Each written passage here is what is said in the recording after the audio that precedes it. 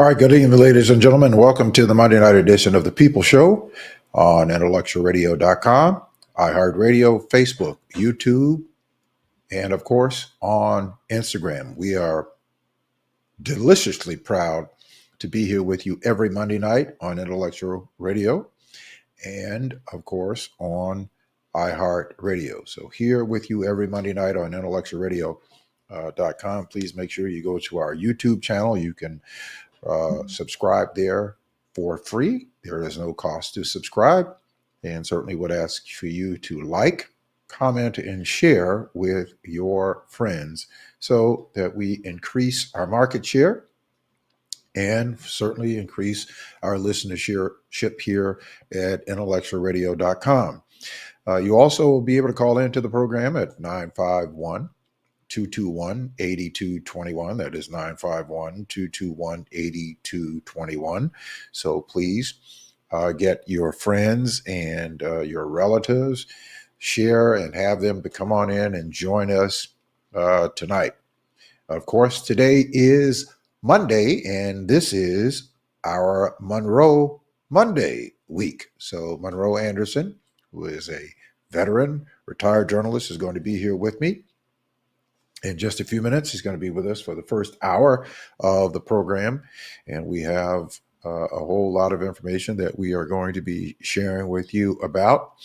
And one of the things that I want to talk with you about, we're going to talk about later because I want to make sure that more people come in and that we are able to share the information that we want to share about them.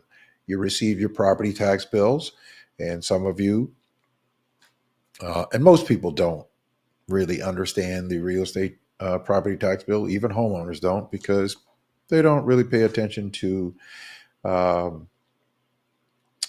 the individual cost. Most of our property taxes go to our public schools to fund public education, which, we think that is not a sustainable way of funding public education. Public education should be a right. Education should be a right. And we should find better ways to make sure that we have a stellar public education system that is not straining the backs of homeowners or solely dependent upon homeowner property taxes. So we need to find solutions to that. So we're going to be talking about that a little bit later on. So I want to make sure that more of you come on into the program, because I want to explain it to you so that you'll know really where you are being cost. Now, we have to pay taxes in everything. If we want to have the services, we want to make sure that our streets are clean. We want to make sure that our roads are repaired. We want to make sure that we have good infrastructure in place. Then, all of that comes from revenues, and we have some shared responsibility in that. Now, we can certainly talk about the disparities in the shared responsibility and who should be contributing to that. We certainly can talk about. We can talk about that. There we go. We can talk about that, and that is a conversation that we should be talking about. I'm also going to be talking about we're starting to have our 10 by 10 to win endorsement sessions, and we're going to be interviewing candidates that are running for public office, candidates that are running for Congress, candidates that's running for United States Senate, and all of the offices, and certainly the ones that impact our communities and come from our communities. They all impact our communities, but certainly the ones that come from our communities, like the 7th Congressional District, the 1st Congressional District, the 2nd Congressional District. Those are primarily offices that impact our district. So we're going to be interviewing candidates that are seeking support from the Black community. 10 by 10 to win is our, meaning all of ours, independent Black voting bloc that we need to expand and we need to make it greater so that we can have a greater voice as a people in determining who we select and who we elect for public offices, selecting the candidates and then electing those that we want in public office. Right now, we are in a system that is a fundamentally disproportionately and misrepresentation system where we have members of the party choosing the candidates and then telling us these are the candidates that you have to choose from to vote for. We have to break that cycle. So we're starting our endorsement sessions on this Thursday night. We're going to be talking with the mayor of Forest Park. Rory Hoskins is going to be our first person that we're going to be speaking with. He was the first person to respond to the invitations. We're sending invitations out to all of them. Now, all of them may not respond, but those that respond and come before the committee, we will be asking them questions that they will not have pre-questions for. They will have to answer the questions that we are going to be asking. And these questions are coming from you. They're coming from people who are a part of 10 by 10 to win, which are you, the community. And we are developing those questions that are important to you to ask of the candidates. And the candidates will have to respond to those questions. The committee will then listen to all of the candidates from the different districts, and whichever candidates come before from the districts will be those that will get consideration. And then the committee will ultimately take a vote, and whoever gets the majority vote within the committee becomes the candidate that 10 by 10 to win will put on its endorsement card. Now, we are relatively small now, 873 people who are a part of the committee, who is a part of 10 by 10 to win. We need to grow it to much bigger numbers so that we can have a much stronger united voice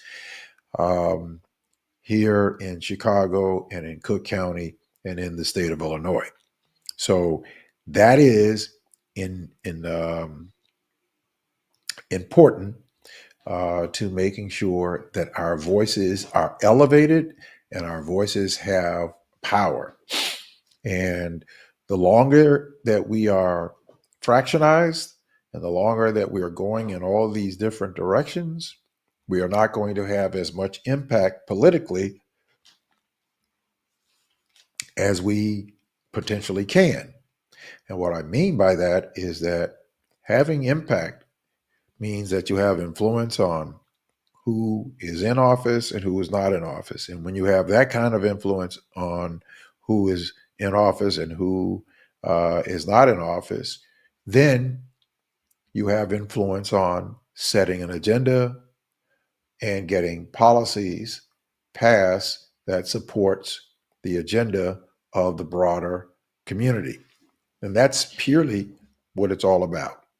So that's where we are. So that we're starting that on this Thursday night with our first interview with Mayor Rory Hoskins of Forest Park.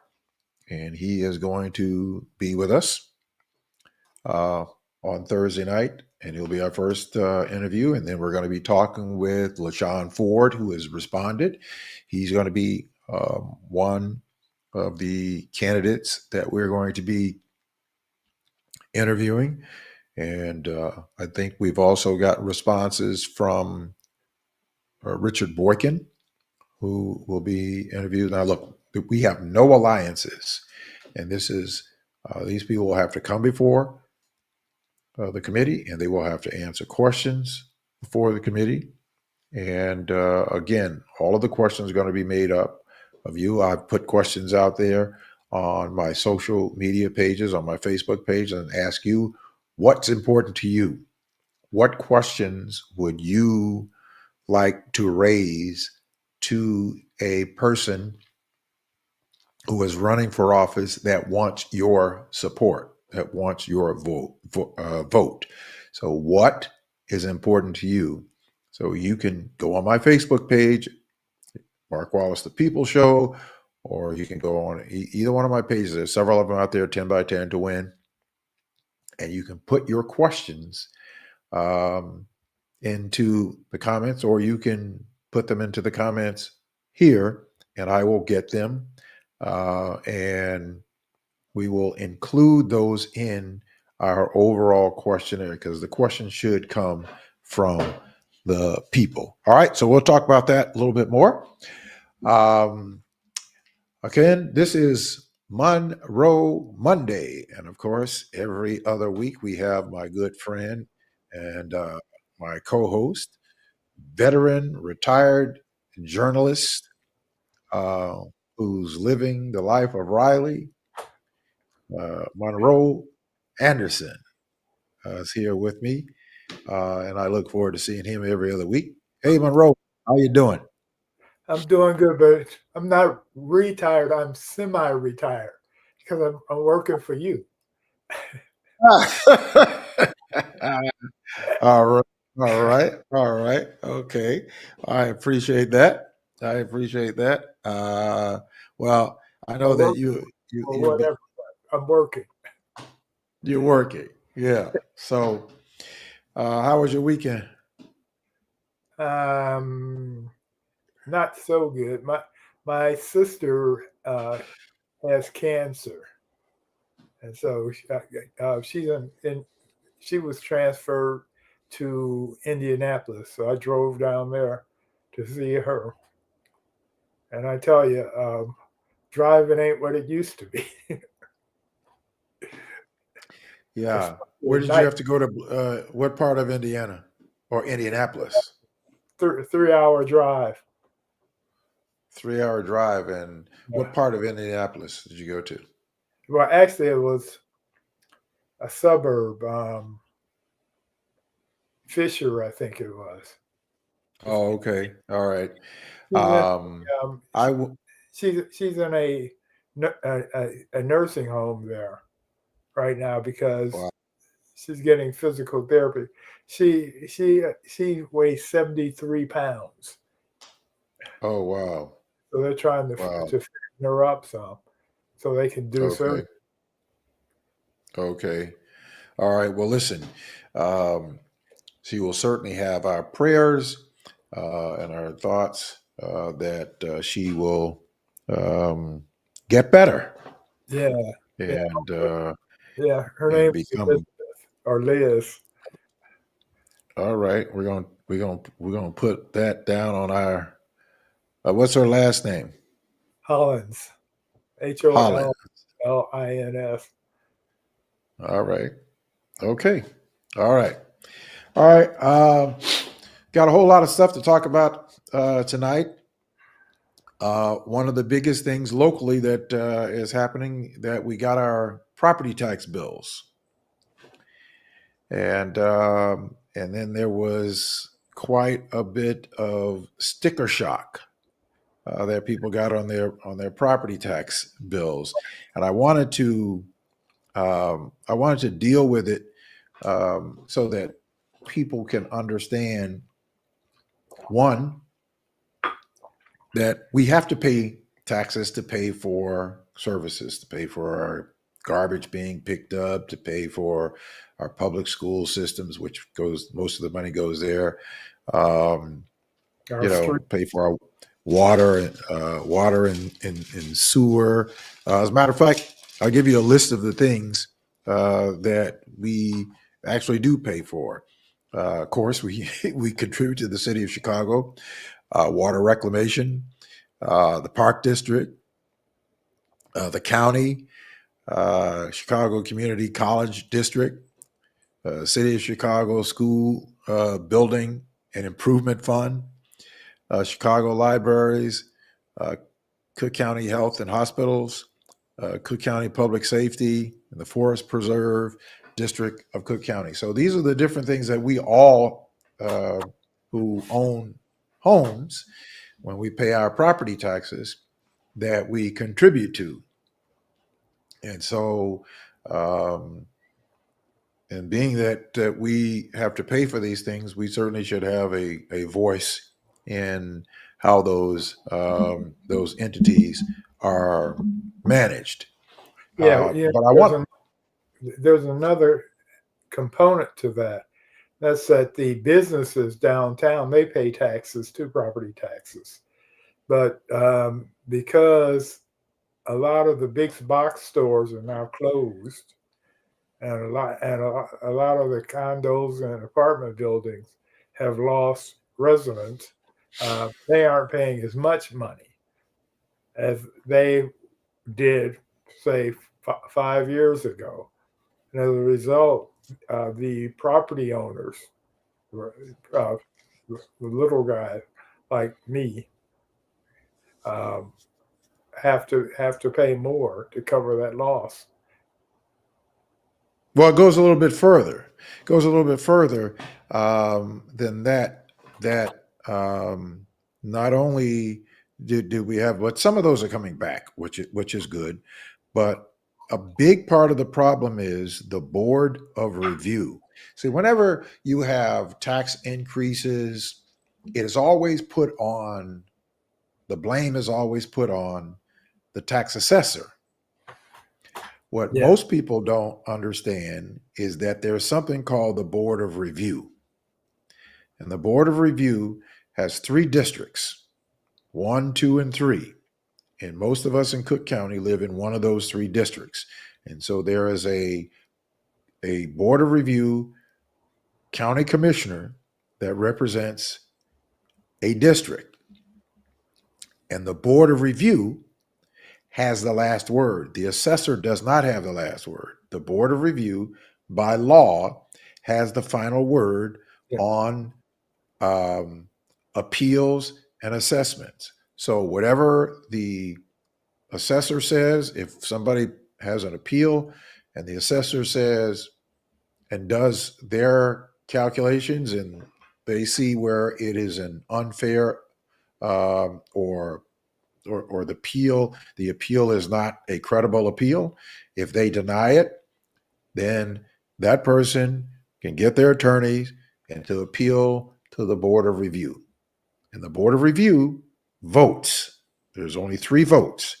The Board of Review votes on those appeals. Now, the problem.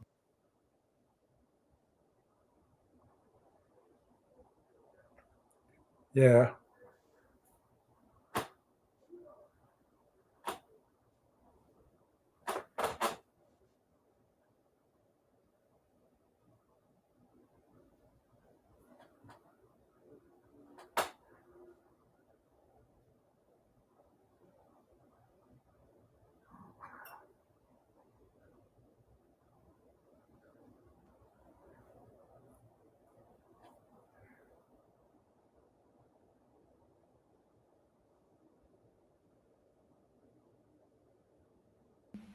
Oh, I don't know what happened. You can hear me now? Okay, you were out for a few minutes, a couple of minutes. Okay. I don't know how that happened, but okay. Let me just go back and send. So I was talking about the Board of Review. So I'm going to have to start over because I don't know how much you all missed. Yeah, you should start over and let him edit it. Okay. Yeah. So there is something called the Board of Review, and the Board of Review has the final word. The assessor does not have the final word on assessments. It is the Cook County Board of Review, which is a separate elected body of commissioners. There's 3 of them, and there are 3 districts, 1, 2, and 3. And there is a commissioner that represents a district. And those of us who live in the county and own a home, we live in one of those districts. There are 2 people on the Board of Review Larry Rogers Jr. is the longest tenured serving commissioner. Behind him is George Cardenas, and I forget the other person's name because it escapes me, but she's running for another office. But Larry Rogers Jr. and George Cardenas have disproportionately given tax appeals to commercial property owners, and those tax appeals don't go to a dark hole. Those tax appeals, whatever those tax cuts are, they get spread out amongst the rest of the homeowners in those districts. So they have shifted more than $4.5 billion in tax cuts onto the homeowners. So this year, that means that in addition to your standard increases, we are paying on average of about $700 more in our property taxes to subsidize the tax cuts for wealthy property owners, commercial property owners downtown. So this shift is a lot of this is coming from commercial property owners. Now, it is a liking that you send a rich person to a 4-star or 5-star steakhouse for them to have a nice meal with their family, and you and I get to pay for it. We don't get any of the meal, we just get to pay for it. But we got to pay for our own as well. We don't even get the crumbs, you tell us? You don't even get to go in the door. You don't even get to go in the door. So I know that there are people who they like to lash out at the assessor. But I can tell you that we are paying lower in terms of assessments rates than we have done in 20 years in terms of our assessment rates. Unfortunately, these shifts and these tax cuts are impacting our increases. The other thing is that we have seen some of the greatest value improvements on the south and west sides of Chicago that we have seen in more than 2 decades. On the west side of Chicago, a 2-flat building, if you have a 2-flat building now on the west side of Chicago, your property certainly is, if it's been updated, your property is worth in well excess of $500,000. There are 2 flats on the south side, on the west side of Chicago, that are between $550,000 and $600,000. On the south side of Chicago, a 3-unit building in some areas are 700, or 2-unit building is $700,000 in the South Shore area. 2-unit buildings are going for $700,000. New construction 3-unit buildings are selling anywhere between $850,000 and $1 million on the south side of Chicago. So home values have increased. And when your home value increase, that means that everything else goes up. So your taxes may have gone up, but you've also gotten a boost in your home values. Unlike some areas in the suburbs, like in areas like Flossmoor or areas like Olympia Fields, where you have a house in Flossmoor that could be valued at $450,000 a year, but their tax bill is $30,000 a year. We don't have those kind of tax bills in the city of Chicago because we have more. Wait a minute. Now, why is that?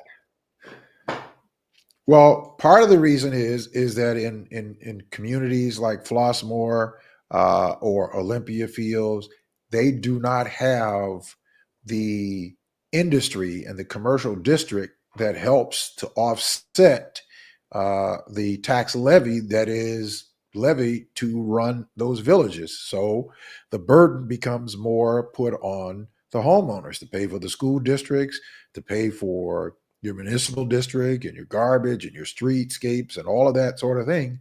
it comes from the homeowners. So they don't have the kind of industry and commercial district that we have like in the city of Chicago. So, areas like Flossmoor, areas like Olympia Fields, which are nice communities, but Yeah. they pay a very, very stiff tax rate. Because what happens is you have the county has their assessed value, right? Their assessed rate. And Yeah. then you have the levy from the municipality, and they set their levy, which they send to the county, and the county has to uh, they have to apportion that levy. They have no the county doesn't have any authority over that. So the assessor doesn't have any Okay. authority over that. Okay, Mark, but Flossmoor isn't as big as Chicago. No, it is So, not. as many streets, as many trees, as many whatever expenses there are to run Chicago. It's not as much there as it is here. So it's, I'm just shocked by that because um, I haven't looked at my latest tax increase, but my property taxes are $30,000 a year. But Your taxes are $30,000 a year, but your home is worth $2 or $3 million. not quite that much. Not quite that much, or maybe it is. I haven't had it. I haven't had it Yeah, appraised. yeah. But Well, see, you've been there a long time, and I understand that yeah, sometimes you can't count all your money. You know, uh, I'm, so sure- I'm so trying to catch up with Mark Wallace. so He's so too far uh, ahead. yeah. But look, you look at that disparity. Okay, Yeah. let's just homes in your area. We know that homes in your area where you live are anywhere from $1 million to $3 million. Okay, let's just take that. All right, Yeah. and your tax rates or your taxes on is about, let's just say 1.5% of market value, but of course your assessed value rate is lower, so it becomes about 3%. Yeah.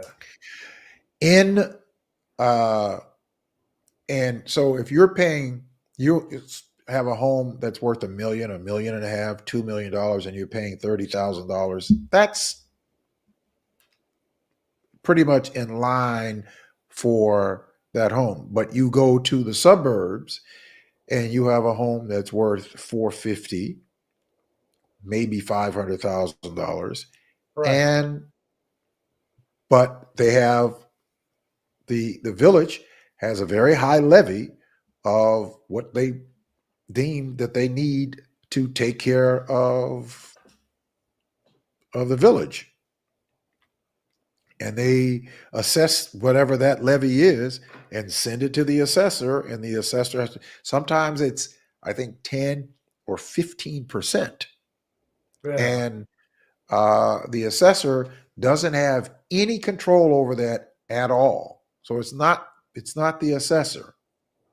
It's not the assessor. So it's much more complicated than just throwing a rock at the assessor and saying, "Hey, you're raising my property taxes."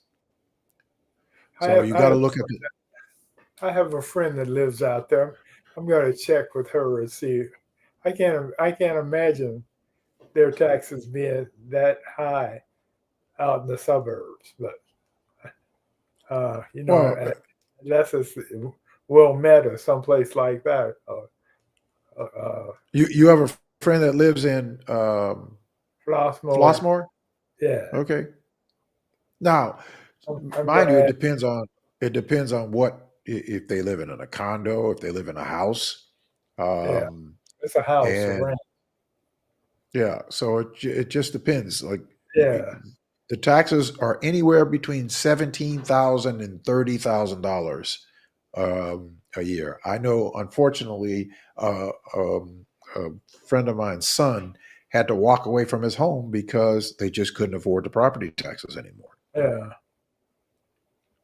Uh, and then I also know of other people who live out there, and they're able to live out there because they are.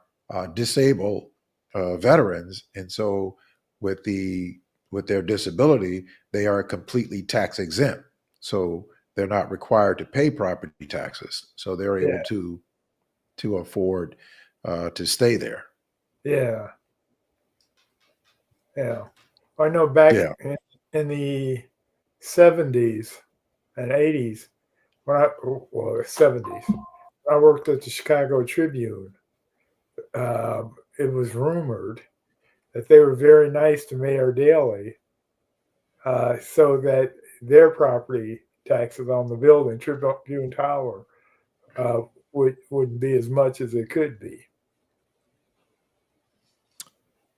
Um, well, a lot of that is happening because during Mayor Daley's tenure, it was Barrios. Barrios was the assessor, and when I'm talking about Barrios used, I'm talking about Daddy Daley, oh, you're not talking about you're yeah. I'm talking talking about Daddy about did. yeah, yeah. So who was the assessor back then? I Was have it no idea. Hines or something like that? Yeah, maybe I have no idea. I was not Okay, a property owner. Oh, okay, time I was, but yeah, you were getting close. yeah, Uh, right. but but therein lies the problem. Therein lies the problem is because of that kind of political influence that property owners downtown, wealthy property owners downtown, hire these attorneys, and these attorneys go and they appeal their taxes before the board of review, and the board of review votes to override the the assessors, whatever the assessor's decision is. Now, um, Larry Rogers Jr. gets paid, um, or has collected more than $1 million in campaign contributions from tax appeal attorneys. Yeah, Not to mention that Larry Rogers Jr. has a very successful personal injury law firm that he gets referrals from these attorneys. yeah, So there is a conflict, in my opinion, that um, this person who is serving and is supposed to be looking out for the interests of the people is really kind of looking out for the interests for himself and yeah, a preferential few at the expense of the people. Now, what he does is he takes that choir boy look and goes out into the community and has these pomp and circumstances, so-called, you know, um, town halls to tell people how they can appeal their property taxes. But let me just give you why that is such a farce. So the Board of Review allowed and cut 17% of the average value of commercial properties to the tune of $4.3 billion, which allowed for them to shift that over on us. While they barely changed residential average values cut to just 1%. So that means if you go and you appeal your taxes, you're not going to get much. You might get enough to buy, you know, uh, a couple of six packs or something, or, $30, $40, but you're not going to get anything significantly because of the way that the Board of Review has allowed for these cuts. So, what I am trying to get people to be aware of is to know who your enemies are. And Larry Rogers Jr. has been able to escape for a long time since he came into office. But again, he was um, uh, George Barrios's um, successor at the Board of Review. So yeah, George Barrios endorsed him, uh, and George Barrios got elevated to the assessor's office, and we know how that all went with that insider dealing that they did over there. And of course, Larry Rogers Jr. was kind of like Trump, who came in and said he was going to drain the swamp, but he became a part of the swamp. So therein lies the problem. That's the Chicago way. You look at Alderman Burke. Yeah, Alderman Burke. Alderman Burke. Alderman Verdoliak, Michael Madigan. Alderman Burke and Michael Madigan have made multi-millions of dollars doing these commercial tax appeals. Now, one of the greatest examples is the Chicago Bears.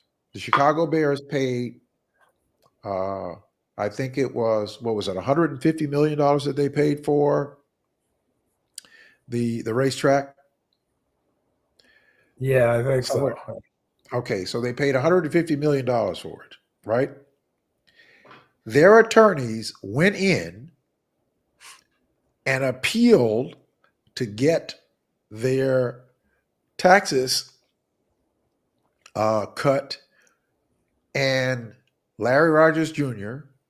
and George Cardenas voted to cut their valuations down to $80 million. So they will be paying a lot less property taxes, a wealthy property owner, on a property that they paid $150 million for.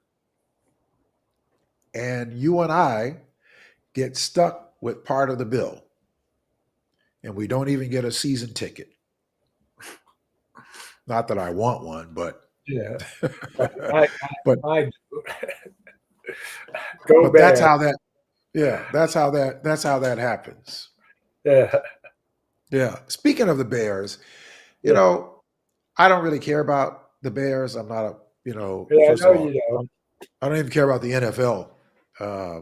But if I were the mayor of the city of Chicago and the Bears, the Chicago Bears, were going to move to Arlington or wherever that is that they're going to move to. Arlington Heights. Okay. Then I would tell them, okay, if you are going to make that move, you got to leave the name Chicago here. You become the Arlington Heights Bears. You can't take the name Chicago with you. And the mayor has the power to do that. Yeah. Yeah. Mayor Daley One did that when they were entertaining the idea of moving. He told them they couldn't be the Chicago Bears. They could move, but they couldn't be the Chicago Bears. I don't blame him. That one, I don't blame him. But that is what I would do if the Bears were going to make that decision to leave, because they've threatened to leave I don't know how many times to move, but it looks like they're closer to doing it. Yeah, no, I think it's going to happen this time. No, but the thing is, I don't know legally if the mayor could do that or not. Because the band CTA, I think that's their name now, but they were when they first started out, they were the Chicago Transit Authority. And then they were forced to change their name to maybe they're Chicago. I don't know. It's a rock group. But are you talking about the band Chicago? Huh? Yeah. Are you talking about the band Chicago? Yeah. Oh, okay. Yeah. Yeah, but I guess that was the CTA, the Chicago Transit Authority, is a name that was already there, so they could say, no, you can't call yourself that. Where the Bears are the Chicago Bears. I I think that I certainly would I would have our legal representation to explore it, to say how could you go to uh, some other place and call yourself the Chicago Bears when in fact you're not in Chicago. Well, because unless it's There's copyright, got to be some there has to be some legal instead of this being relationship the there. People's Show, it could be the Chicago Show. You can name it the Chicago Show, and you um, can move to Gary and still keep it as the Chicago Show once you copyrighted it. I don't think I can copyright the name Chicago. I don't think I could do that because I think it's already copyrighted. Because it's a common, I think it's a common name. But I think the Chicago Bears. Um, that's an interesting question. That's an So interesting question. But you have to invite some lawyer in for your podcast to discuss yeah, that. Yeah. yeah, So somebody on intellectual properties. yeah, yeah, yeah. In Yeah, the meantime, we need to talk about all the going on in Washington. Speaking yeah, of, yeah. Speaking of that, it looks oh, like by the way, the Commanders, the Washington Commanders, want a new uh, studio.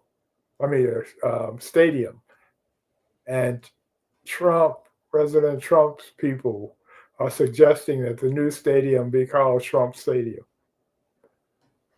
oh, you mean the stadium that he got booed at last week? Yeah, right, right, Yeah, um, yeah. He wants it named after him. right, right. Because um, they're getting financing, just like the Bears are trying to get with the stadium. The people own that stadium. And so Trump has some influence on it. So his people are saying, well, it should be named after the president.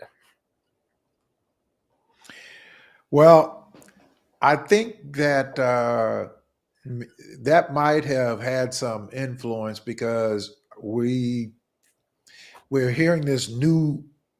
It's not a new, but we're hearing this uh, uh, term over the last several days uh, of crack.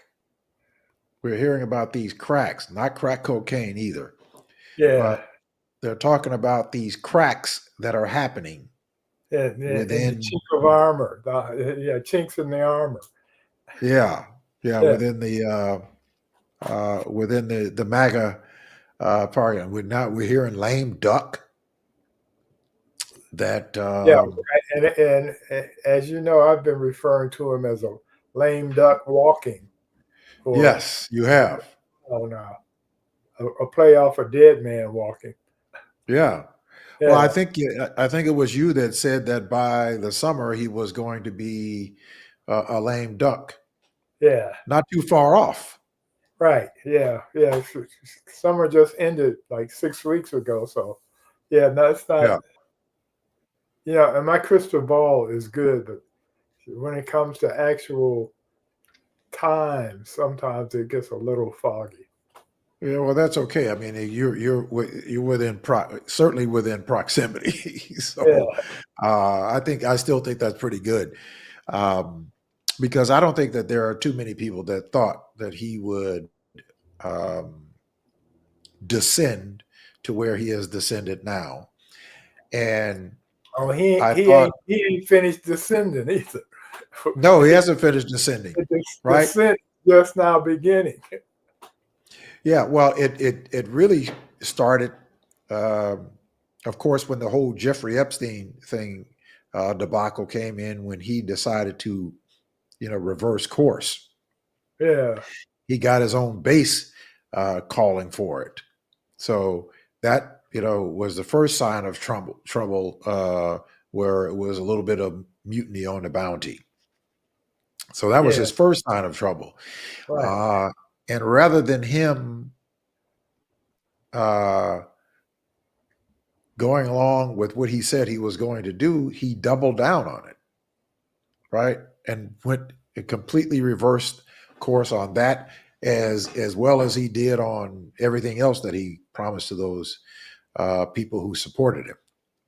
Well, I don't know if you're being fair to Mr. Trump, Mark.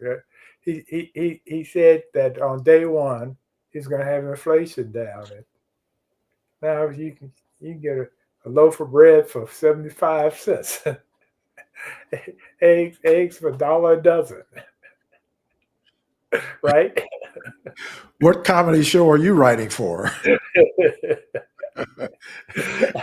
You interviewing? Are you interviewing or trying out for the Daily Show or something?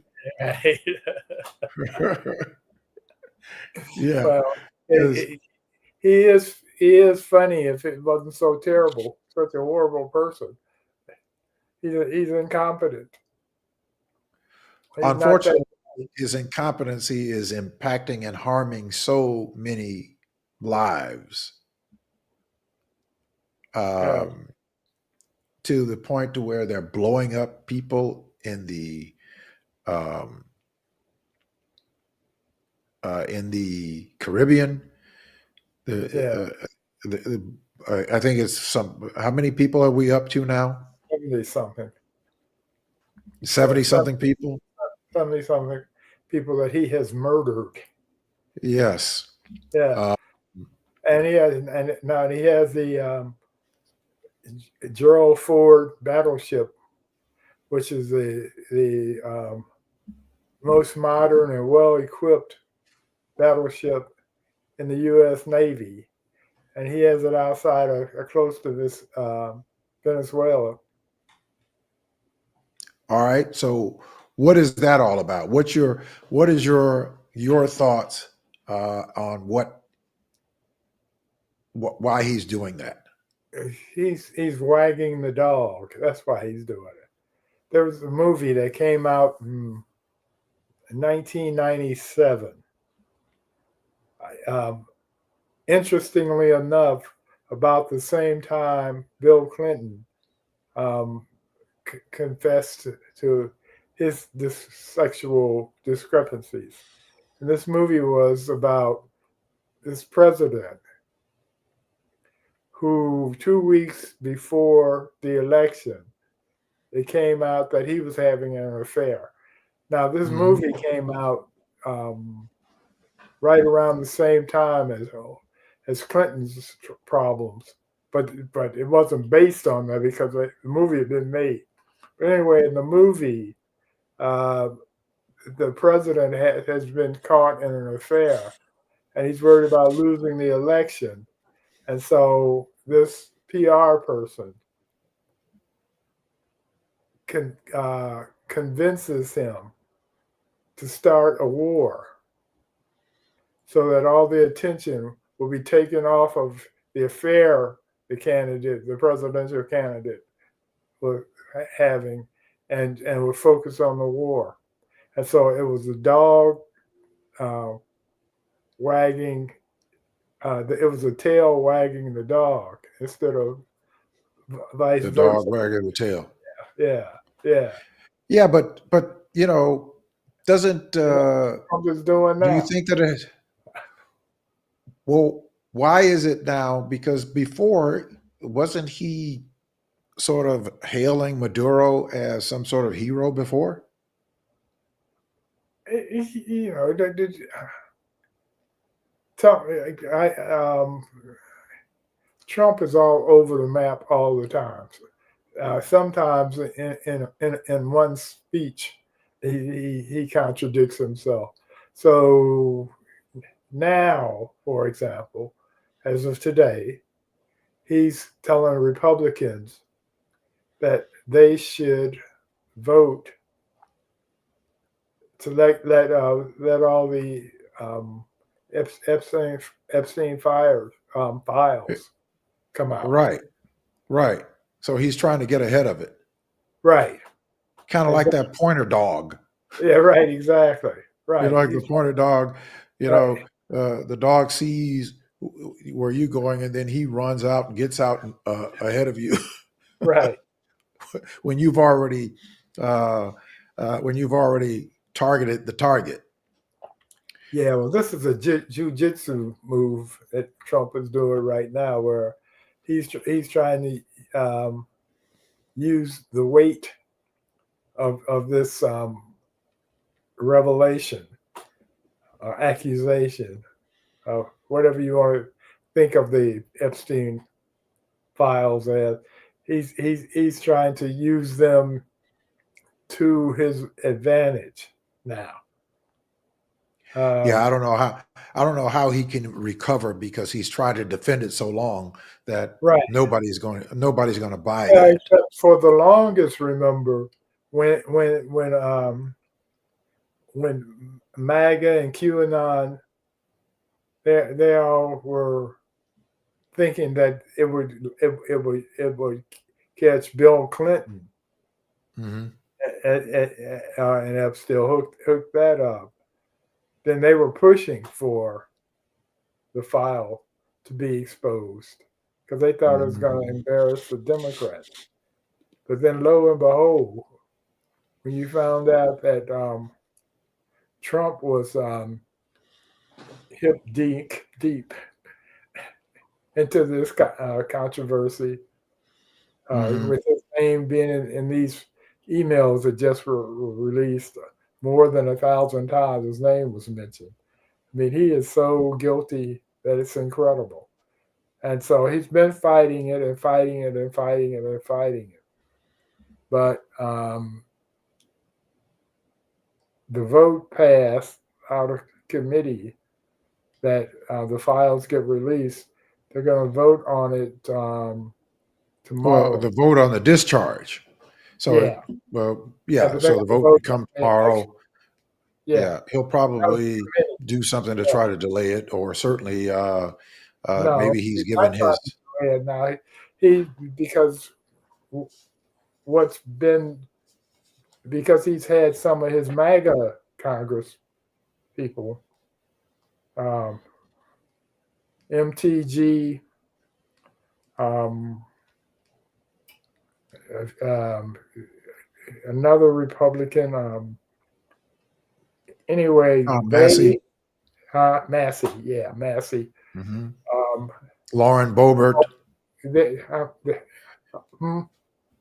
Lauren Boebert, Nancy Mace. Oh yeah, right. The crazies, the crazies. Yeah, well, look, you know that there's really got to be something serious when you take a congressional person and take them into the situation room Right. Well, to here's have the a. situation for Trump. I mean, to take it, even though he wasn't in the room. Can Yeah, you just let's just imagine this? You're taking a person into the most secret, secure place in the country right. to talk about not voting or try to convince them not to vote on releasing some freak tape files, whatever. Now, look, my interest is not knowing and have no interest in knowing that you have some sick people who um, are interested in sleeping with children and raping children, Yeah, but certainly bringing them uh, to accountability and to justice. And for the peoples whose lives have literally been destroyed, yeah, um, and those who are able to live with it are traumatized by this. And you and I can't even imagine what that is like that they have to live with every day. right. Um, that these people need to be exposed And the idea that anybody would not want this exposed is basically an enabler in saying that they support protecting people who have abused children. Yeah. That's Right. essentially what It was the president of the United States has said, and his other enablers have said that they will do whatever they can to protect pedophiles. I mean, these are people who are actually running our government. Yeah.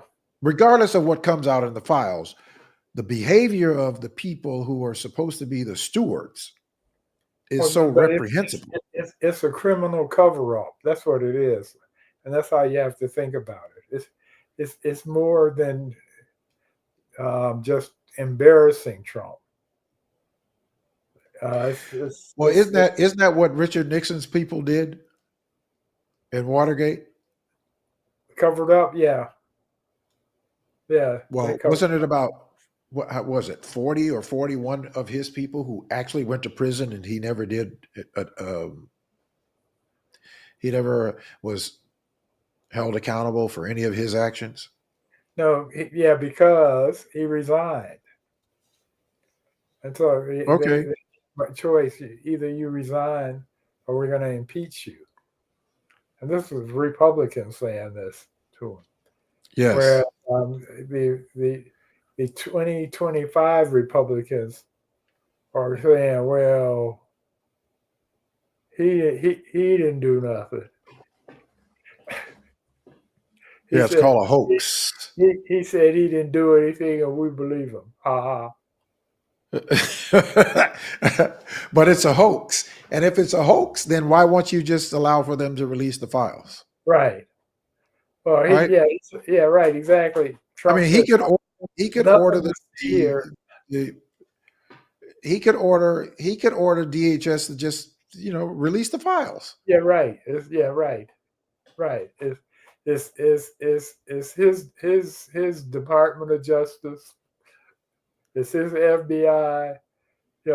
All these people he's in charge of, and he's dispatching them against his political enemies.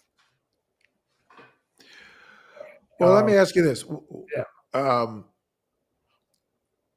There have been so many people on that extreme side. I don't even call them Republicans. I don't know I just call them extremists that have tried to justify this.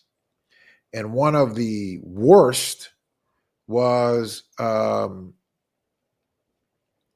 of Megyn Kelly, who continues, wherever she goes, continues to put her foot in her mouth.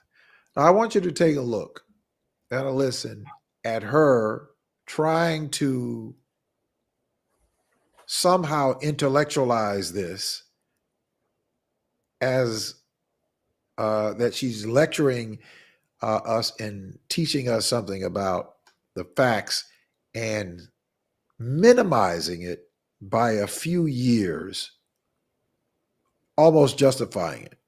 Take a look. As for Epstein, I've said this before, but just as a reminder, I do know somebody very, very close to this case who is in a position to know virtually everything. Not everything, but virtually everything. And this person has told me from the start, years and years ago, that Jeffrey Epstein, in this person's view, was not a pedophile. This is this person's view, who was there for a lot of this, but that he was into the barely legal type. Like he liked 15-year-old girls. And I realize this is disgusting. I'm definitely not trying to make an excuse for this. I'm just giving you facts. That he wasn't into like 8-year-olds, but he liked the very young teen types that could pass for even younger than they were, but would look legal to a passerby.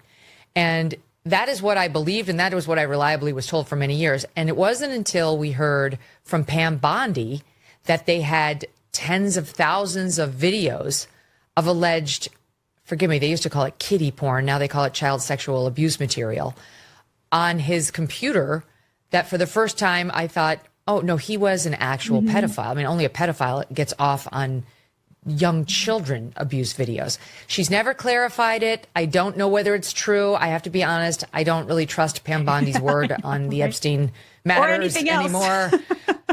Yeah, so I don't know what's true about him, but we have yet to see anybody come forward and say, I was I was under 10. I was under 14 when I first came within his purview. Look, you can say that's a distinction without a difference. No, it's not. I think there is a difference. Yeah. There's a difference between a 15-year-old and a 5-year-old. Yeah. You know, it's just whatever. It's sick. Every time we start talking about Epstein, it makes your skin crawl. You right? The whole thing is just disgusting. Totally. I mean, she kept digging. Right, exactly. Right. Yeah, a 15. There is a difference between a 15 and an 8-year-old, but having sex with either is illegal. It's a crime. You know, and it is no less disgusting. 18 is a magic number. And that's because a 15-year-old is still a child. Her brain isn't even completely finished maturing, growing yet. She can't make. Well, it says that your brain is not finished maturing until you're about 26 or 27 years old. Right, exactly. So right. A 15-year-old is not ready for prime time. And these girls were disadvantaged. You know, they were white girls, most of them, but their parents had gotten divorced or they were homeless. You know, they were exploitable. And they exploited them. And the thing is, this was a sex ring, so it was about 1,000 girls. And this is why Trump is not going to survive this, because these 1,000 girls are now grown women, and you're going to have more and more telling their stories, their stories on how they were made to do things that children shouldn't even want to do, let alone be made to do. You know, the idea that Megyn Kelly would repeat this, even if she's repeating what somebody said, and she said she's given us facts. I don't know. She didn't state a fact of anything to us.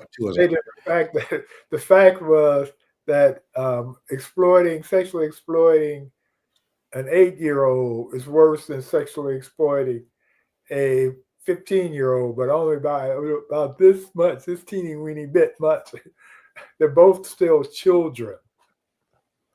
I don't see a distinction. I don't see a distinction. Right. There is no distinction. Except the one that she stated. And that's a 7-year difference. But, you know, it's... and these are people who have huge platforms. Yes. To speak that irresponsible. Right. It's incredible.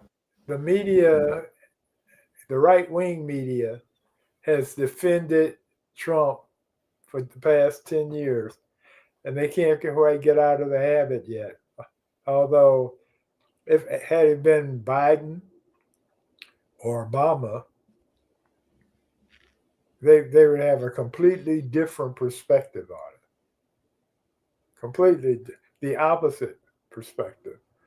There had been a horrible. Well, you can remember when Obama wore a tan suit. Yes. And how terrible that was. Right. It became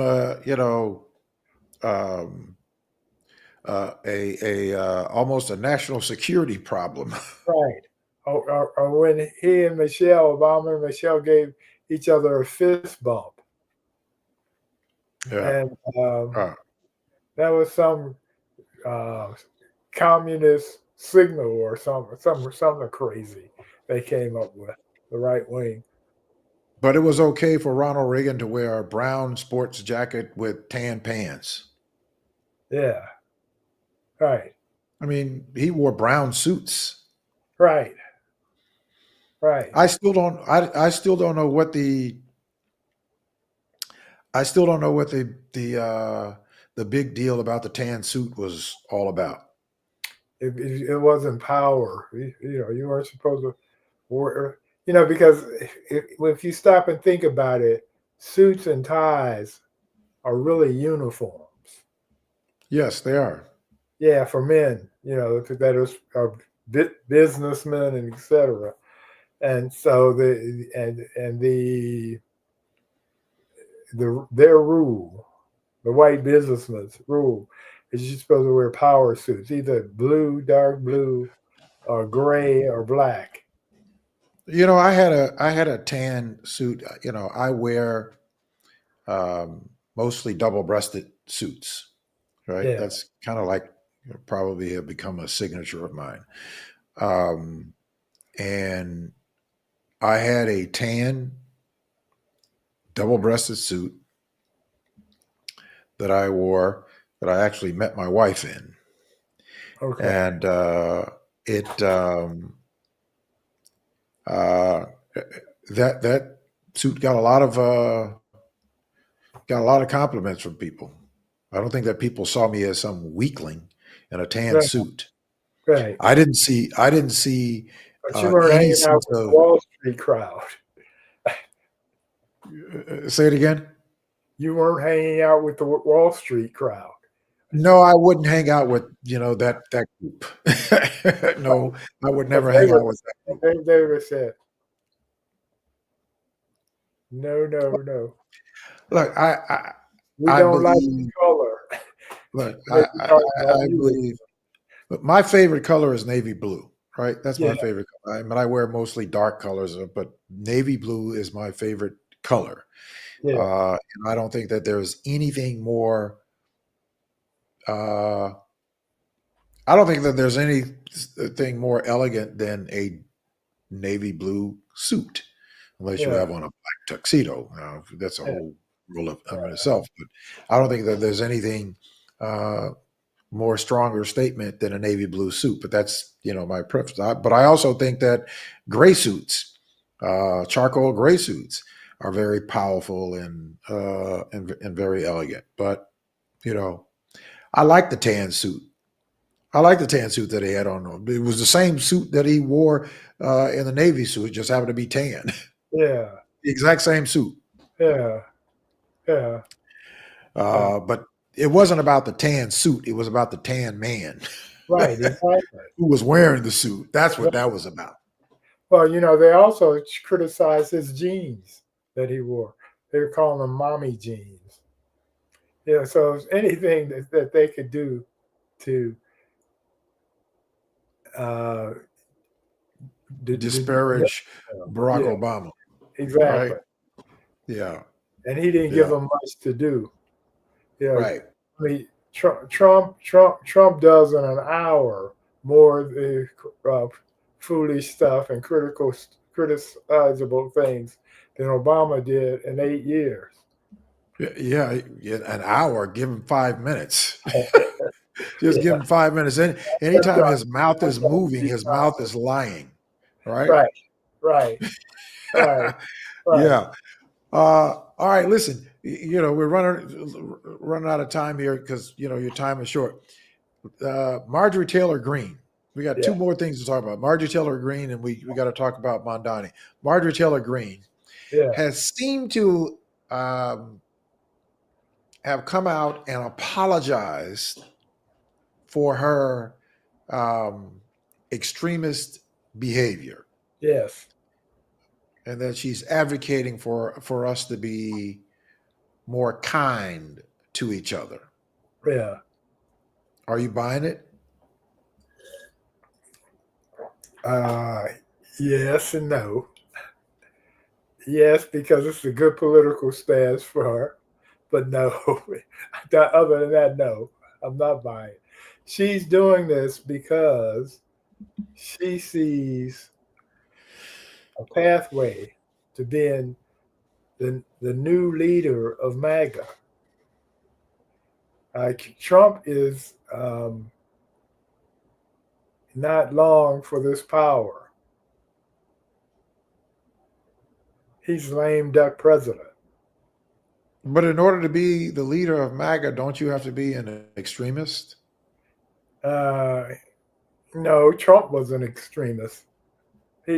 I'm not sure you have to be. MAGA's going to change. Hopefully, it's going to die too. But anyway, it's not going to be the same MAGA 3 years from now that it is now. So it'll be like the Tea Party. She's making these alterations to set herself aside from Trump and from J.D. Vance. She's trying to position to be the next person, the next leader. Now, I think it's going to be fruitful.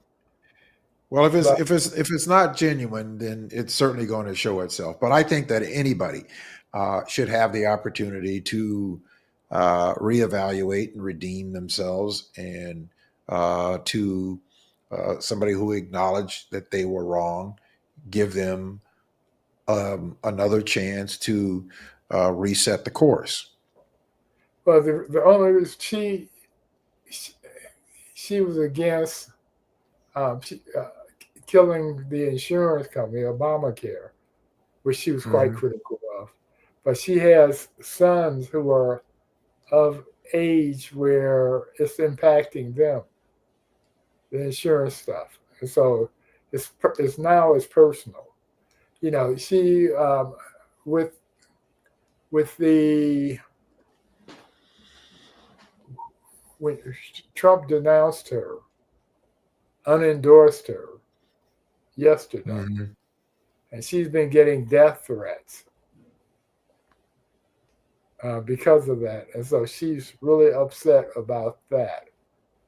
Now she was saying stuff that got people death threats not so very long ago. Suddenly, she thinks that's terrible that you do that politically. So I don't think that's coming from any place of morals. You don't think she's being genuine about it? No.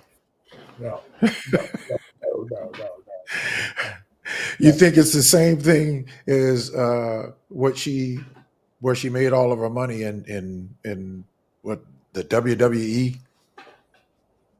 Was that her? Yeah. I thought that was the woman who's in charge of education, running education. Oh, you mean what's her name? Betsy DeVos? Yeah. Is that her name? Yeah. But I think that Marjorie Taylor Greene, I think that she was involved in wrestling or something like that herself. She made some money, but I can't remember. She's not gonna have to hold a tag day for her anyway. So. Right. Yeah. Well, you know, as a believer and a follower of Christ, I have to give her the grace that she is working to redeem herself.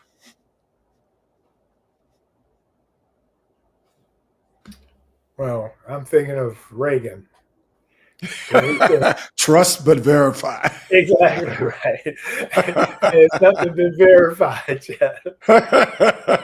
There's nothing to verify yet, right? So we will have to see. All right. We didn't get a chance to talk about this last week because there was this tsunami of elections that the Democrats won by wide margins. And again, that's something that you called to say that we were going to win elections in the midterms. You were talking about, but you were going to win elections by wide margins. Right. But I don't know that anybody thought that we would win elections in the margins that we did. But I did. I thought it, but I also yeah. thought I was out on a limb. Well, you weren't, because you were probably by yourself in most Yeah, cases. right, exactly. Right, exactly. Yeah. And so, Yeah. when you're out on a limb on your own, you go, Yeah. am I right or am I crazy? This limb's gonna break real quick Right, if right, right. I'm wrong, and I'm not gonna have any help. But You're right. you Well, were right. You're yeah, right. Now, I didn't predict that we would win anywhere close to the way that we won those races. right. What I was saying is that we need to win in those lopsided numbers. We need to do that again in the midterms. Oh, we We need will. to win by We will. lopsided margins. Yeah. What I mean by lopsided margins is that we need to get 60 seats in the Senate and just take the House back. I think that Oh, we will is, get the house big time. we'll get the House, Yeah. but getting 60 seats in the Senate is going to be a much taller Yes. mountain to It's climb. very difficult. But I think that it's in reach. Oh, no, at the rate, if Trump keeps going all crazy on us the way he has, then we'll get there. Except some of the Republicans are going to start peeling off tomorrow.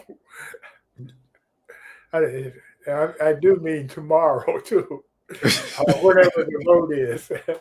Yeah, yeah. How many? I've heard as many as 50, 60 Republicans will vote with. That's what's being said. That's what they say. Well, look, this also sends another message that if 50 or 60 Republicans Yeah. vote along with this discharge position, Yeah. if 50 or 60 of them vote, Right. that is going to send a message to the rest of the Republicans that, we can stand on our own.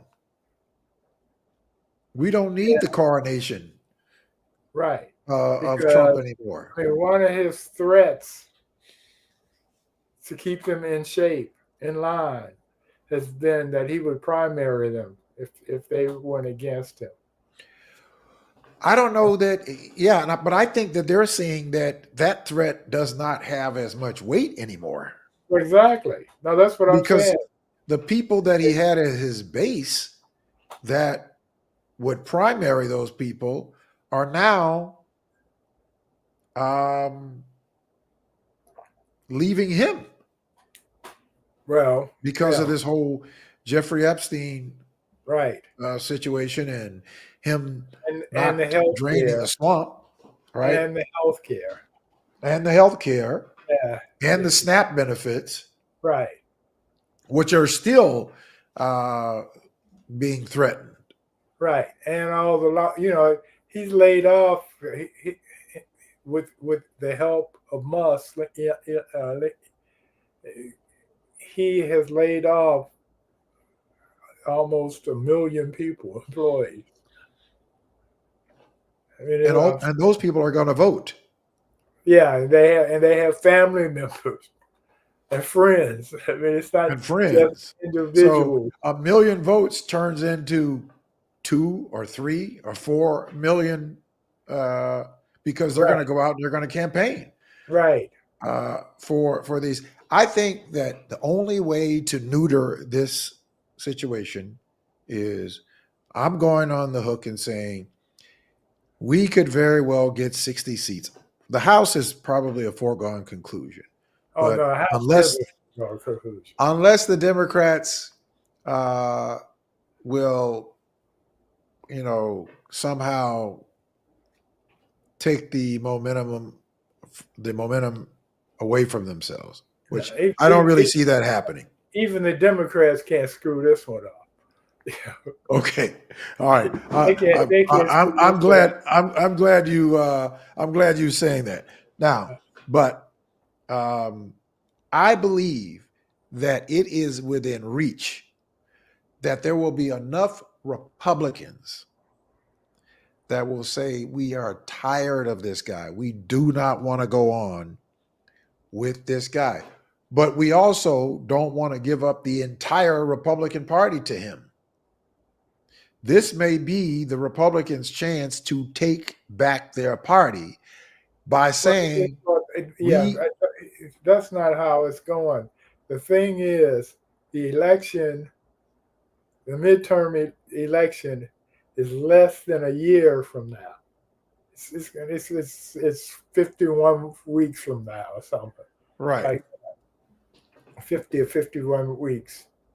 That means that a lot of them are going to lose their jobs because of what Trump has been doing, is doing, will be doing.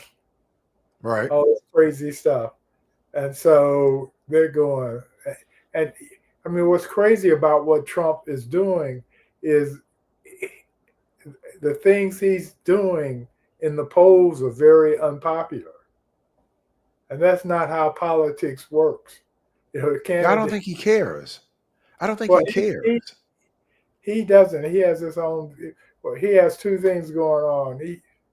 He has his own vision of how things are because he's in a bubble now. I mean, he's in a real bubble in that he's isolated from regular people, and the people he's hired to surround him are yes men and women.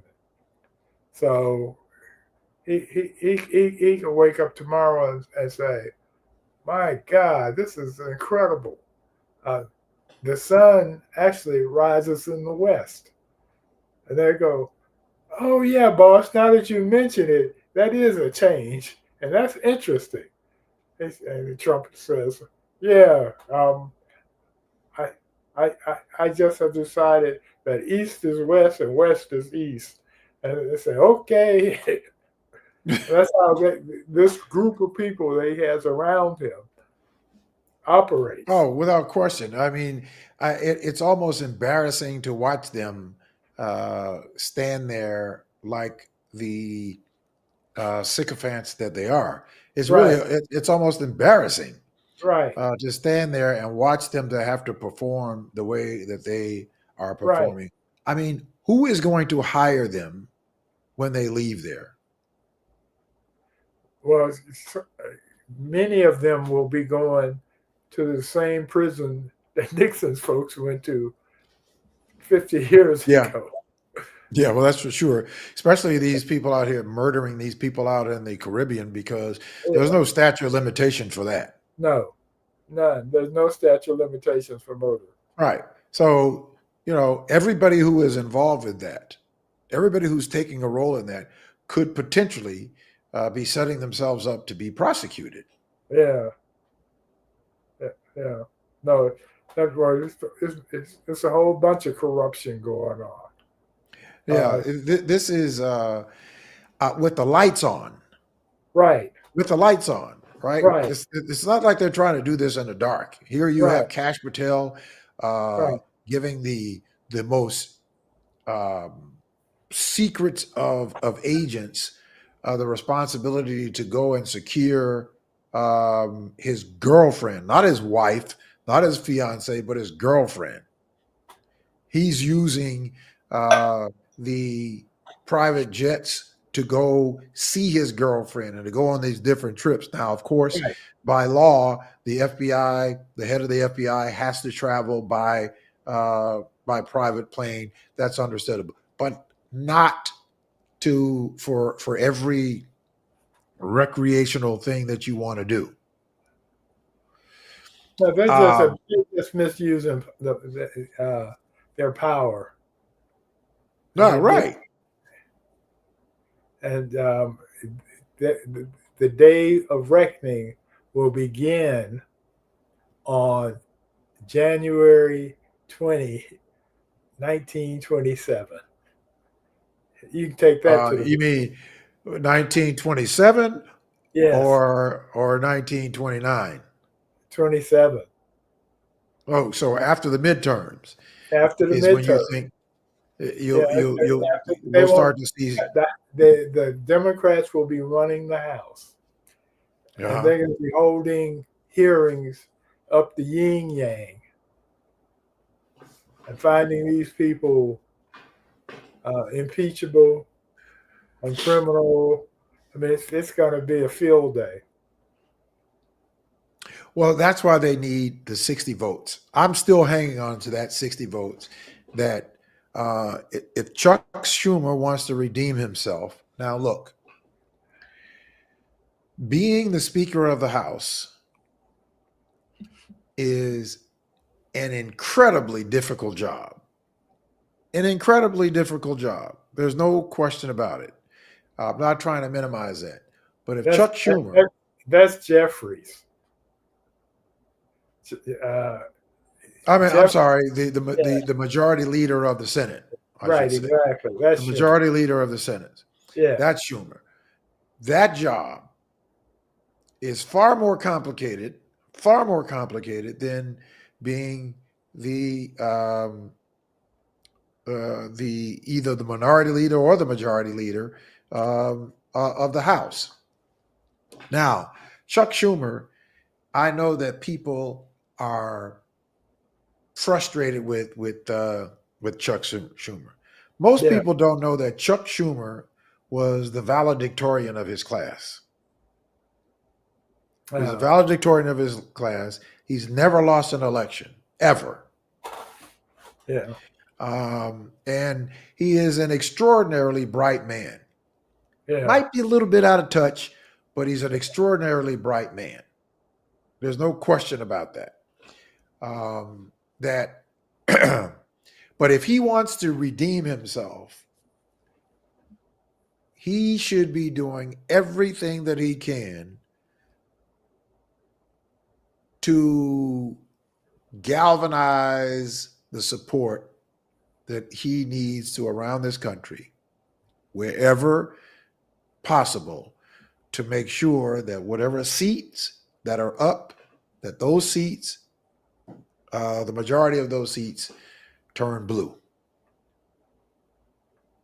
yeah, I think he has room to redeem himself in the public sphere, right?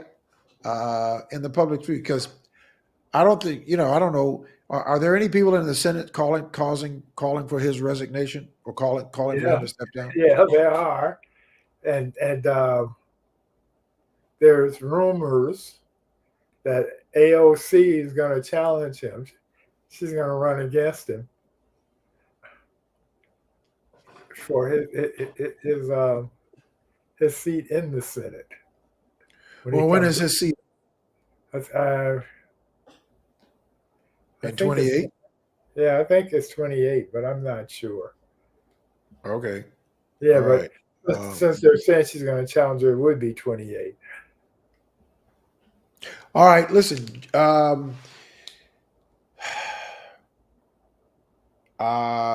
Zoran Mandani won the election. The Democratic Socialist won the election, beat. Let's see. Uh, he beat Bloomberg. He beat the Home Depot guy, Yeah, Larry Ellison, all these billionaires that right, threw millions and millions and millions of dollars right, against them. right, Uh, and of course, he beat Trump and he beat Cuomo. right. And Now, and who? Adams, And the Adams. mayor, Right, the mayor. Yeah, right.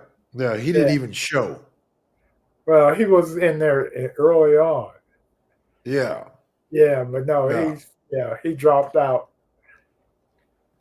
Yeah, after they which lost. was Yeah, probably the smart thing to do, right, because it would have been embarrassing. It would have been right, embarrassing.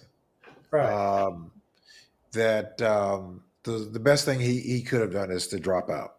right, Well, he sold his soul, so right. um, and that's what happens. So So Zoran Mandani wins the election. He wins yeah, the election. He's um, and I think that he is doing it the right way.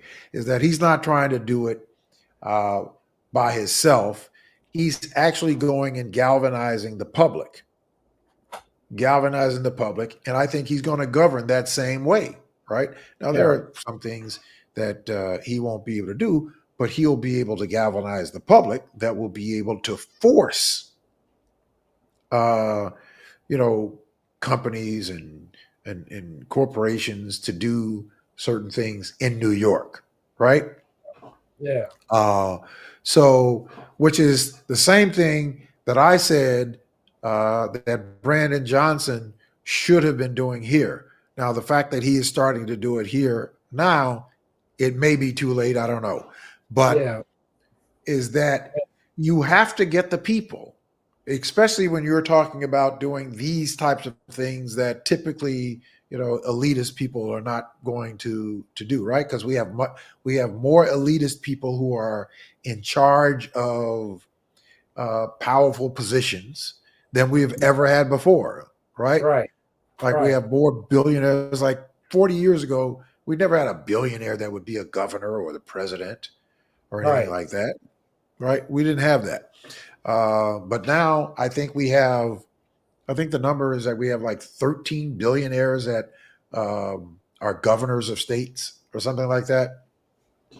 Um, but Zoran Mandani, if he sticks to his core, he may be able to do some of the things that he's talking about doing.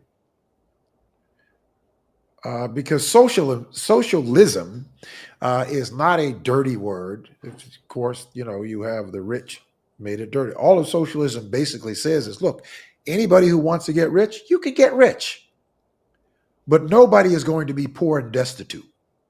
Yeah. That's basically what it is. It's shared by all. Well, I used to fight with Trump nuts on Facebook on a regular basis, and they would throw up this socialism stuff, and I would point out to them that the 10 happiest countries in the world are all socialists. Their Yeah, people are happy than anybody else in the world. And that the U.S. ranks third, or the last time I checked, ranked 13th before he got around to us and our being happy or not happy. So if 12 other countries, their people are happier than we are here with capitalism, hardcore capitalism. No, have to worry about your health insurance. I mean, there's I think it's Amsterdam. I'm not you said the sure. 10 happiest countries. No, yeah, the 10 happiest countries in Yeah, the world. Finland, Denmark, Iceland, Sweden, Netherlands, Costa Amsterdam, yeah, Rica, exactly. Norway, Israel, Not Israel. No, Luxembourg, and yeah, Mexico. no, not Mexico. Well, it's I in the said top 10. socialist countries, but I can't. If you Google it, they're The, there. the Like top 10 Denmark, socialist countries in the world. what? What? Those the The 10 top 10 happiest socialists countries in the world. in the world are socialists, Yeah, i.e., the the the the citizens don't have to worry about health care. They don't worry. They don't have to worry about some place to live. education, Yeah, yeah, yeah. For right? example, it's I think it's um, Denmark. Uh, I'm not sure, but there's one country where um, if your grades are good, you go to college for free. Yeah, and And it's there's one that they pay you to go to school. yeah, right, exactly, exactly. I think that's either in Finland or Sweden, somewhere Yeah, that they actually yeah, they give you a stipend to go to school. right, right, right. And so, I actually had, and I can't remember why I was picking this person up because I was picking him up from the airport, and they were coming here. I remember when I was in the roller skating business, uh, and this was early on when I was here.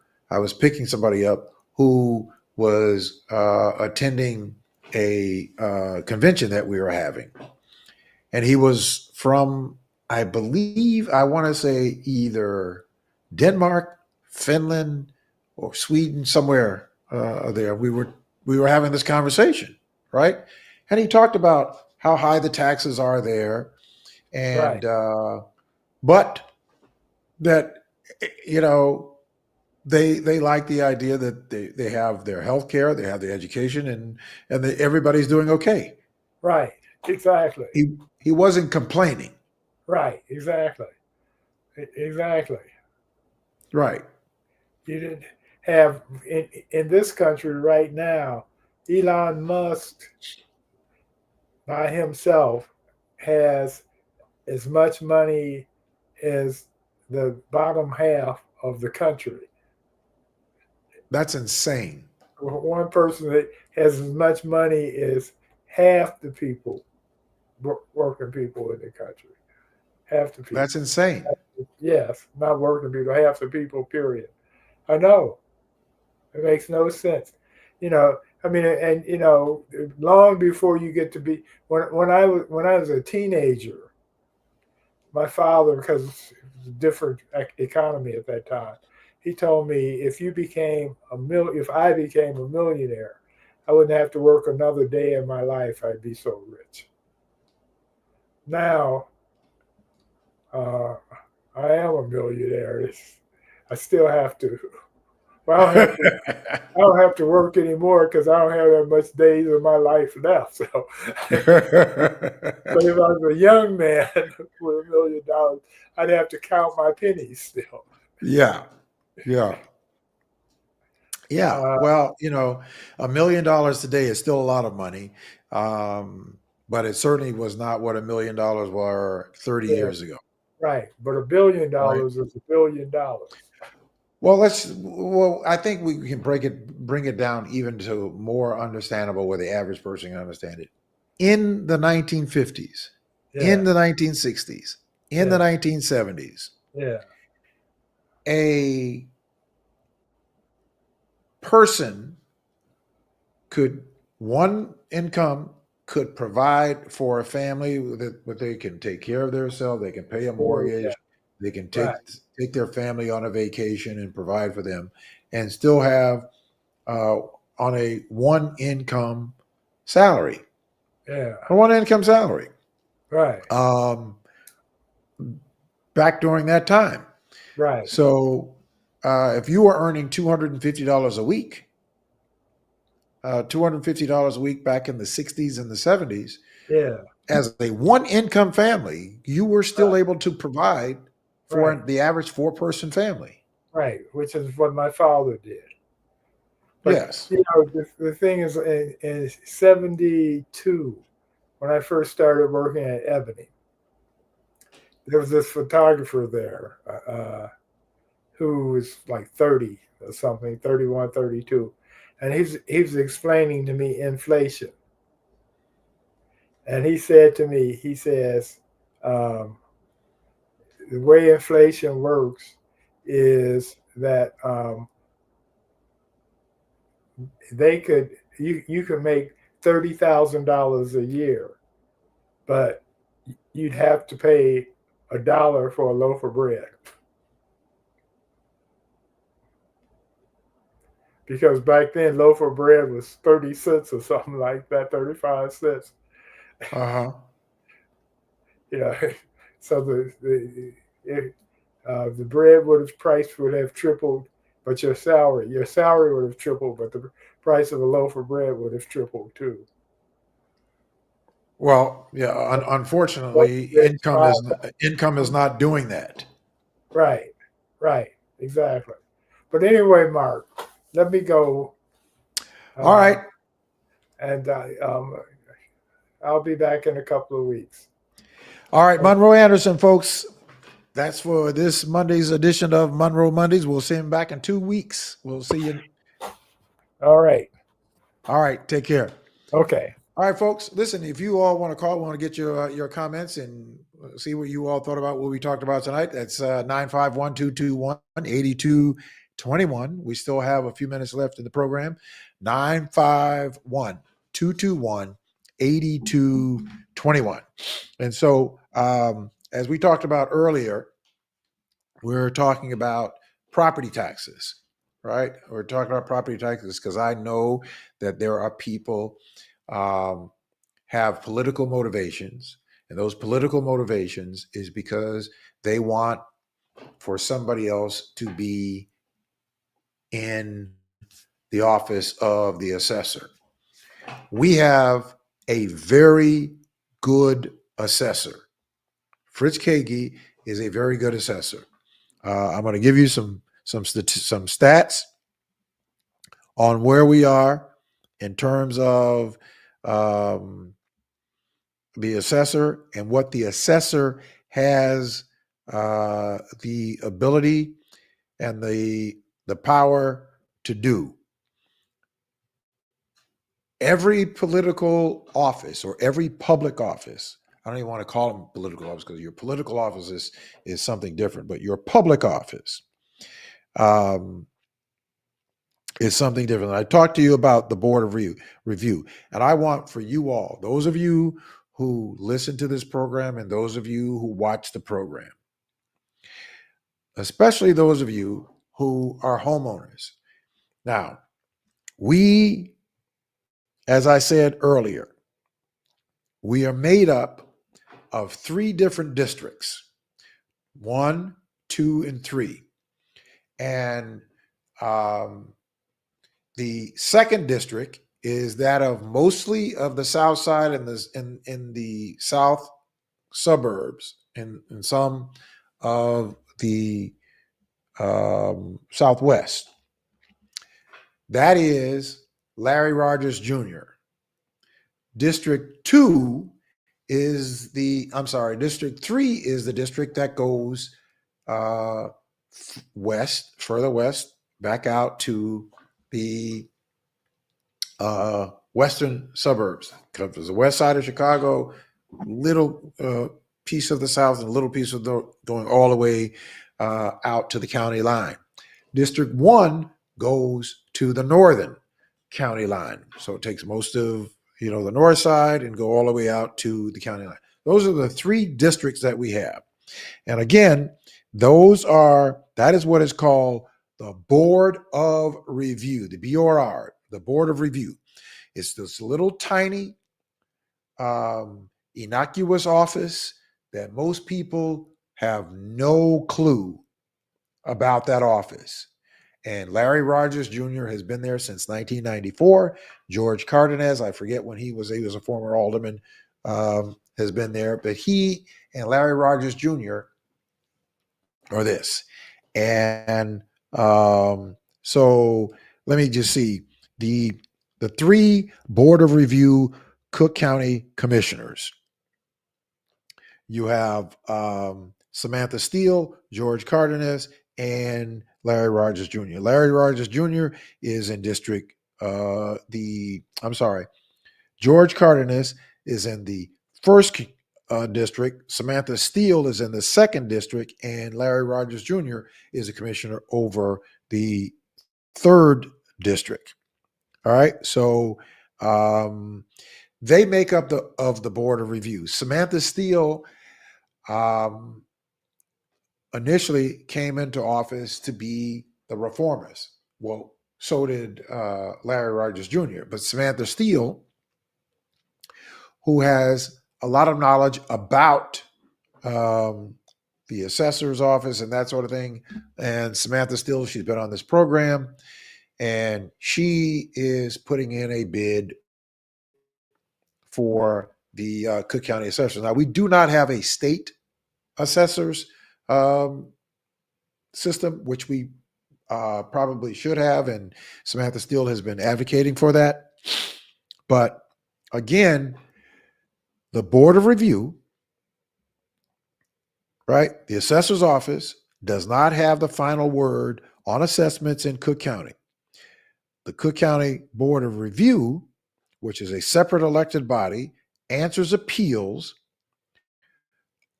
of values that the assessors and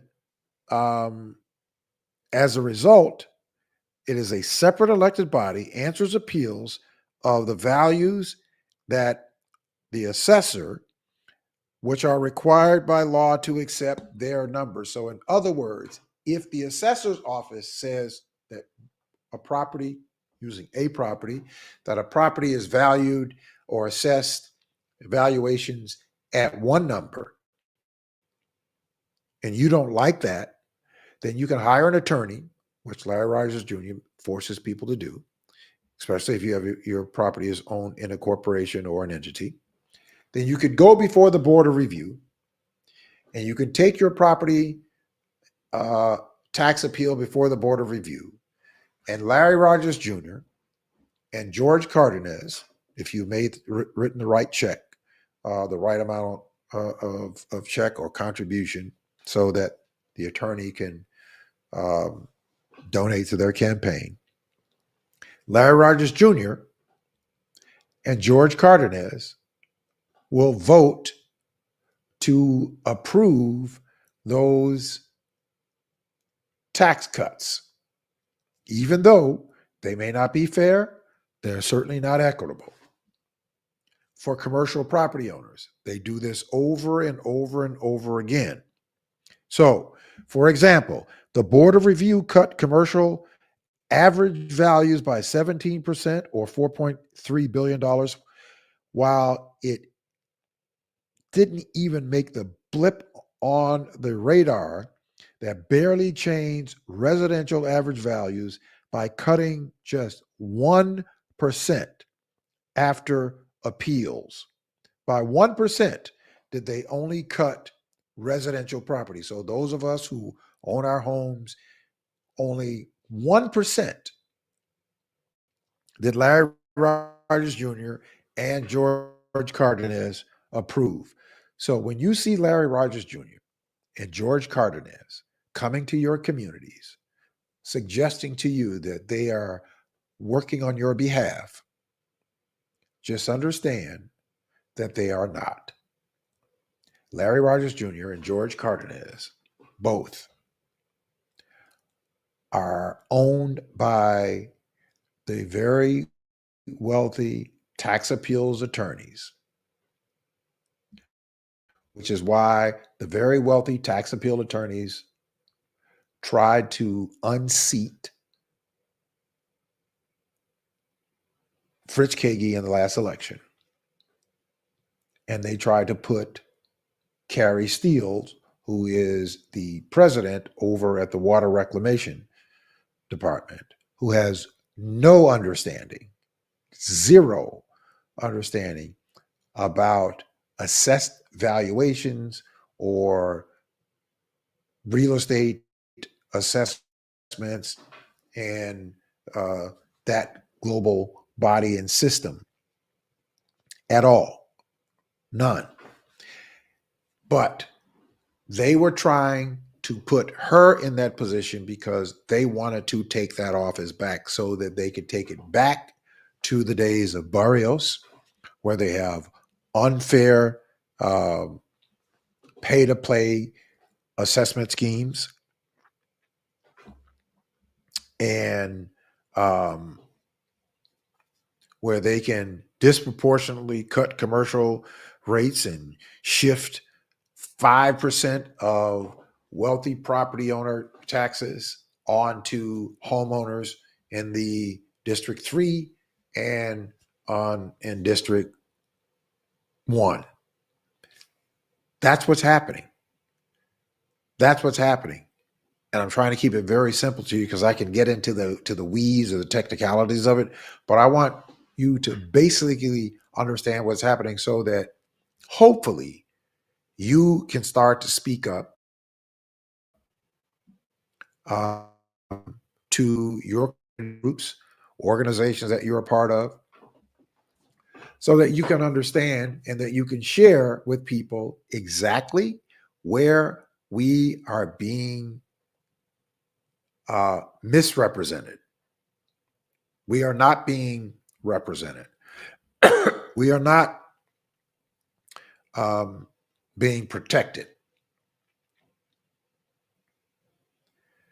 So, and I know that, again, we've got to get out of personality politics. And that's what has been a lot of part of our problem, is that we've been in personality politics, where we allow for ourselves to support somebody based on we thinking that they're a nice guy. Well, that's also relevant or relative also, because I don't think that someone who shifts 5 percentage points of Chicago's property tax burden onto homeowners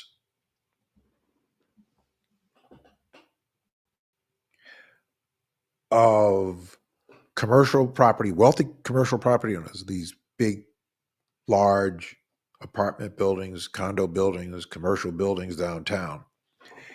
You and I and the rest of the homeowners are paying 5% of their tax burden is being shifted on us on top of our tax burden.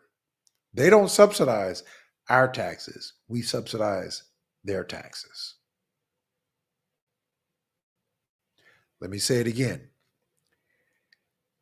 We homeowners are subsidizing 5% of all property tax burdens, which are commercial tax burdens. We are subsidizing them. We are paying 5% of their tax burden. So this year, you can attribute $700 on average. In some cases, it's more, but on average, $700 this year that you're paying more in property taxes to subsidize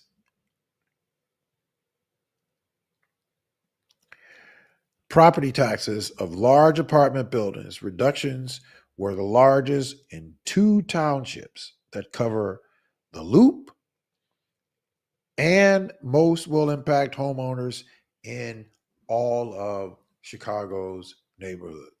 So 5% of the Loop tax burden is on the rest of us. We're paying it.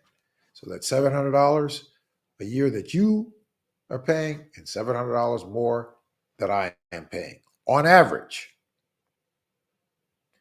All because of 2 people, Larry Rogers Jr. and George Cardenas. Now, some people will ask the question, well, what's your beef with Larry Rogers Jr.? That's my beef. My beef with Larry Rogers Jr. is that he is inequitably misrepresenting the interests of the public. It's not about personality with me. It's about principle. And it ought to be the same thing with you. And it ought to be transactional. Why do you think those people spend thousands of dollars and put millions of dollars into his political campaign fund? Why do you think they do that? Because they think he's a nice guy? No, that's not why they do it. They do it because they get something from him. They get something in return, far more than what they contribute. We should be doing the same. We should not have anybody in political office that we are not getting more from them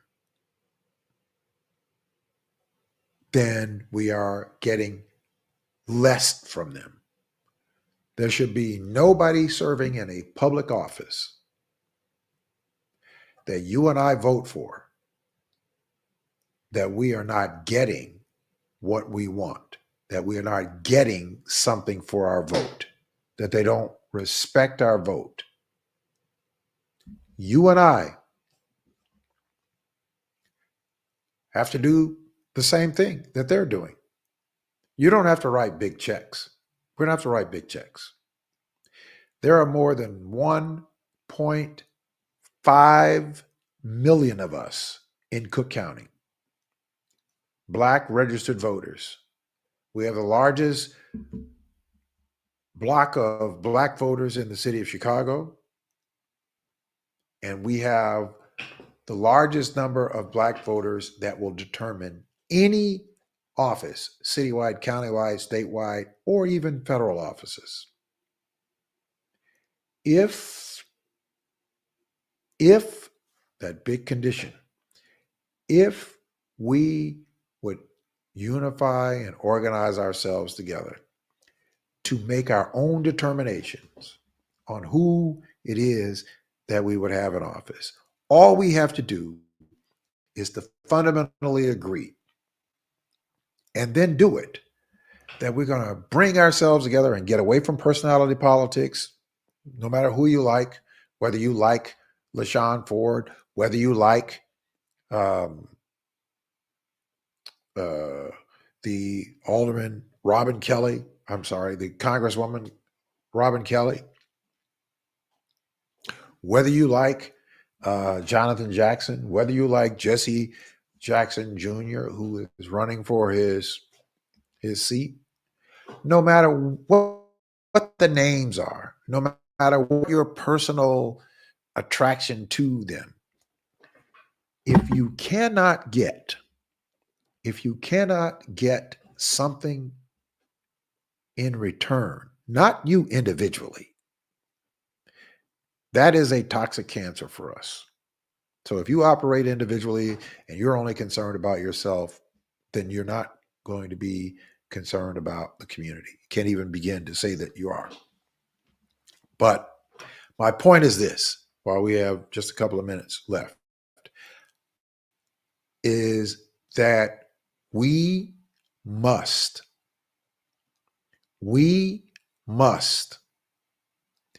get away from personality engagement. It has to be substantive.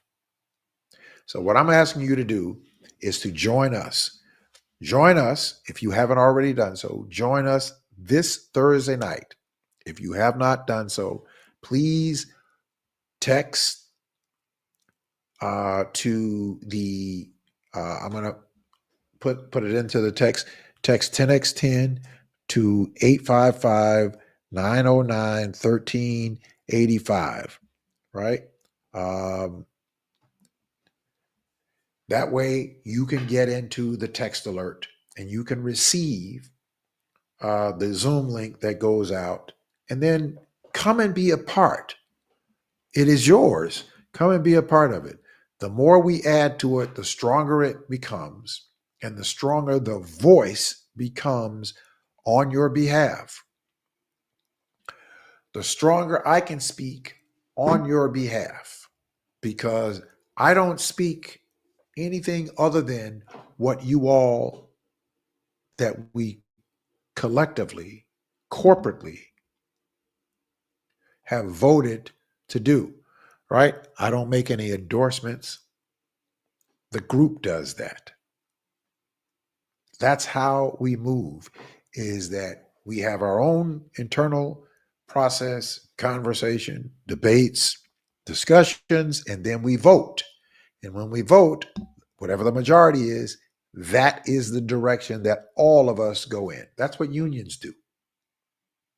That's exactly precisely what unions do. And we have to unite in order for ourselves, in order for our communities to have much better representation, even by the same people that are there. If we were to organize ourselves and function differently, we can make different demands and watch those demands get met. All right. All right. Listen, that's going to do it for this week's edition of The People Show, right here on every week, every Monday. You will catch me here every other Monday Monroe Anderson, and that's going to do it for this week's edition of the Monday night edition of The People Show on intellectualradio.com, iHeartRadio.